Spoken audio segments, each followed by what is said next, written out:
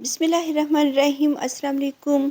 और ये है एक्नोप्सिस और इनको हेजहॉग प्लांट्स और ईस्टर कैक्टस और हेजहॉग कैक्टस भी कहते हैं।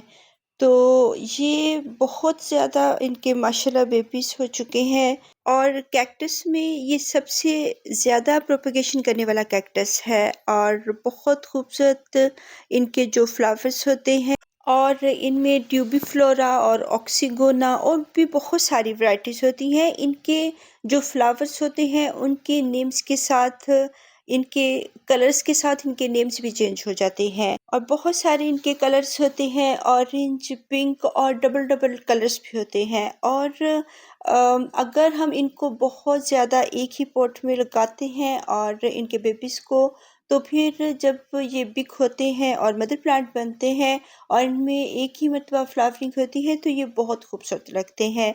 एक पॉट भरा भरा सा और फ्लावरिंग वाला और उनमें फ्लावरिंग भी हो रही हो और ये अपने मैच्योर होने पर ही फ्लावरिंग करते हैं। अब आप लोग देख रहे होंगे ये राउंड शक्ल में होते हैं और जैसे मेलन्स की शक्ल हो, वाटरमेलन्स, खरबूजा और तरबूज वगैरह, तो ये एक्नोप्सिस की जो होती है शेप ऐसी होती है। एक्नोप्सिस बहुत ज़्यादा जो बेबीज़ होते हैं प्रोवाइड करते हैं, लेकिन फिर भी कैक्टस हैं और स्लो ग्रोइंग प्लांट हैं और इसको मैंने स्टिक के साथ लगाया हुआ है इसको। और इसको क्योंकि ये नीचे को फिर गिरना शुरू हो जाते हैं और बहुत हैवी हो जाते हैं, तो इनको फिर किसी स्टिक के साथ खड़ा करना पड़ता है।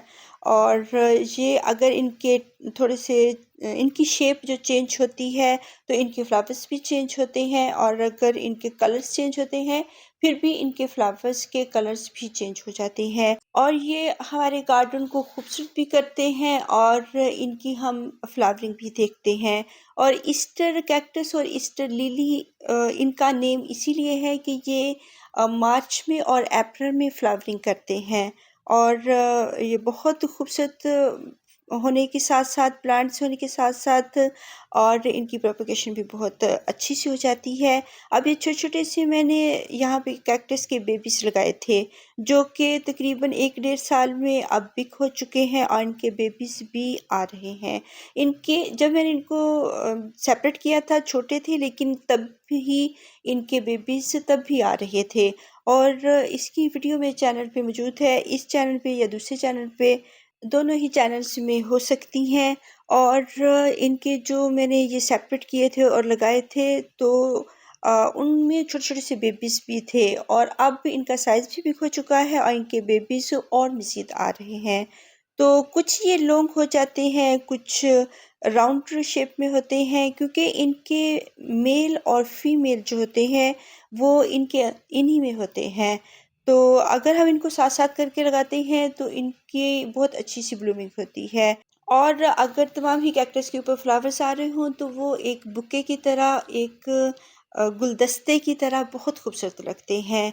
तो अगर हम इनको साथ-साथ लगाते हैं, अगर छोटा पॉट हो जाता है फिर हम इनको सेपरेट करके भी लगा सकते हैं। अगर हम इनको बल्क में रखना चाहते हैं, इनको हम क्लम्प में रखना चाहते हैं तो इनको एक बिग पॉट भी दे सकते हैं और बिग पॉट में ये अगर तमाम ही लगे हुए हों और उनके ऊपर फ्लावरिंग भी हो रही हो तो ये बहुत ज़्यादा खूबसूरत लगते हैं।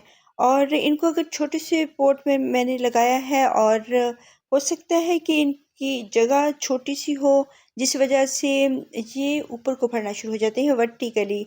और अगर इनको पॉट हम साथ-साथ जोड़ के लगाते हैं या हो सकता है कि वैसे ही इनकी हैबिट हो, कुछ राउंड शक्ल में चले जाते हैं और कुछ जो होते हैं वो वर्टिकली भी बढ़ते हैं।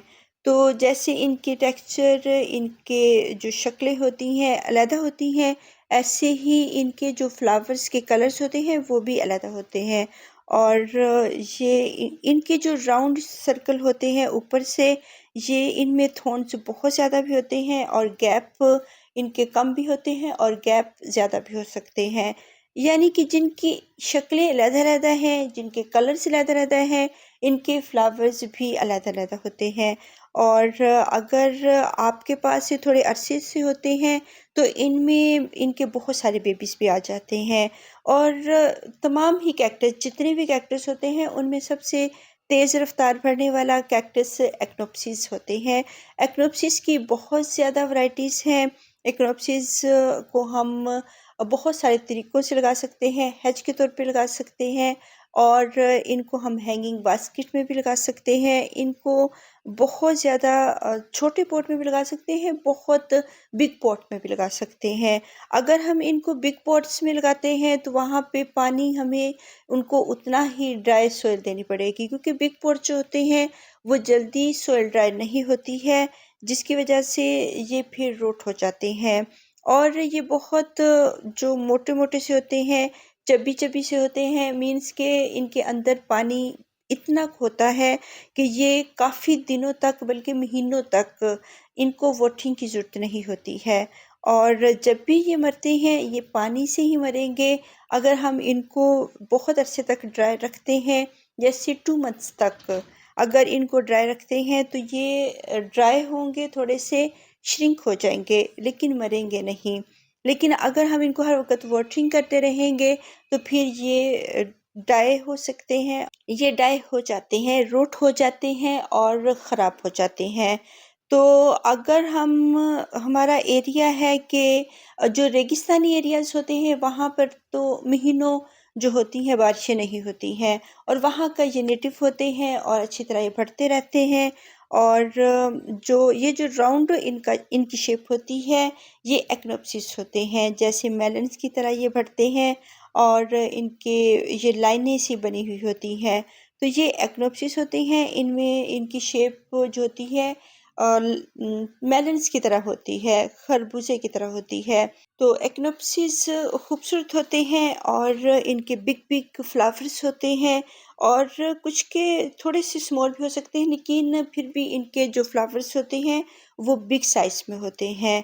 तो इनको हम सेपरेट करके लगा लेते हैं, या बल्क की सूरत में लगाते हैं, और या क्लम्प की शक्ल में लगाते हैं, तो ये बहुत खूबसूरत लगते हैं।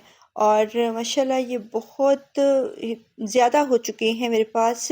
और इनके कलर्स आप देख रहे होंगे, इनके थॉर्न्स के बाज़ औक़ात कलर चेंज होते हैं, तो ये वैरायटी और होती है। लेकिन एक्नोप्सिस में बहुत ज़्यादा वैराइटीज़ हैं, और इनमें थोड़े से अगर थॉर्न्स के कलर्स भी चेंज हो जाएँ तो इनके फ्लावर्स डिफरेंट कलर में आएंगे। तो इनकी हम प्रोपगेशन ज़्यादा कर सकते हैं अगर केयर हमसे हो जाती है। बहुत हार्श किस्म के जो वेदर होते हैं वो इनको बिल्कुल भी पसंद नहीं होते हैं। अगर 48 टेम्परेचर हो और जो 50 टेम्परेचर हो, फिर ये लाइक नहीं करते हैं। ये आउटडोर प्लांट हैं, धूप के प्लांट हैं, लेकिन फिर भी बहुत ज़्यादा हाई टेम्परेचर को ये लाइक नहीं करते हैं। फिर इनके ऊपर कुछ जो है, आप इसके ऊपर ग्रीन नेट लगा सकते हैं, इसको कवर थोड़ा सा एरिया कर सकते हैं, ताकि ये बहुत ज़्यादा जो धूप है, हार्श धूप है, उससे अपने आप को बचा सकें। और फिर इनकी ब्लूमिंग का टाइम भी गर्मियों में होता है, तो अगर हम इनको बहुत हॉट वेदर दे देंगे, बहुत इनको गर्मी, बहुत हार्श किस्म का वेदर दे देंगे, तब फिर ये स्ट्रेस में चले जाएंगे और ब्लूमिंग नहीं करेंगे। अगर हम इनको अच्छा सा एक मौसम दे देंगे, कूल सा, और हल्की सी इस पे धूप आनी चाहिए, और धूप के बगैर ये फ्लावरिंग नहीं करते हैं। लेकिन इतनी भी तेज़ धूप नहीं होनी चाहिए कि ये बिल्कुल बर्न होना शुरू हो जाए, और उनके जो फ्लावर्स आने हैं उनकी पहले ही बड्स जल जाएं और वो ब्लूमिंग पे ना आ सकें। तो फिर ये है कि इनकी केयर करनी पड़ेगी बहुत गर्म जगह पे और बहुत गर्म वेदर में। तो अगर बहुत सर्दी है, बहुत सर्दी जो माइनस टेम्परेचर चला जाता है, तब भी इनको थोड़ा सा इंडोर करके रखना पड़ेगा। तब भी हम इनको आउटडोर नहीं फिर रखेंगे। और बहुत ज़्यादा हार्श किस्म के जो वेदर हैं वो इनको पसंद नहीं होते हैं। और अगर इनको हम रीप्लांटिंग करते हैं, रीपोटिंग करते हैं, ये बहुत लाइक करते हैं। इनको बहुत पसंद होता है इधर उधर रीप्लांटिंग करना, इनको इधर उधर लगाना, और फिर ये अच्छी तरह बढ़ते रहते हैं। और अगर इनमें पेस्ट वगैरह लग जाते हैं, तो फिर अगर हमारे पास अनियन पील्स का लिक्विड फर्टिलाइज़र बना हुआ है, या गार्लिक पील्स का बना हुआ है, या इसके अंदर एलोवेरा के जो लीव्स होते हैं उनका लिक्विड फर्टिलाइज़र होता है, और जो गोबर की खाद होती है वो भी बहुत अच्छा लिक्विड फर्टिलाइज़र है, पेस्टिसाइड भी बहुत अच्छा है। तो आप बदल-बदल के इनको पेस्टिसाइड दे सकते हैं। जब 1 मंथ के बाद इनकी सॉइल ड्राई होती है, तब हमने इनको वाटरिंग करनी होती है। तो उसमें अगर डाइल्यूट किया हुआ बहुत माइनर सा लिक्विड फर्टिलाइज़र डाल दें, तो इसको भर के वाटरिंग कर दें, क्योंकि 1 डेढ़ माह से ये बहुत थर्स्टी होते हैं। तो अब इनको हम अच्छी तरह से वाटरिंग कर देंगे, डाइल्यूट किया हुआ माइनर सा हम लिक्विड फर्टिलाइज़र डालेंगे, और ये पेस्टिसाइड का भी काम करते हैं। और जो जाले वगैरह इनकी जड़ों में ख़ुसूसन मिलीबग्स लग जाते हैं, वो भी जल जाते हैं। उनकी जो ऊपर वाली झिल्ली होती है, ऊपर की स्किन होती है, वो इन पेस्टिसाइड से निकल जाती है, फिर वो डाई हो जाते हैं, मर जाते हैं।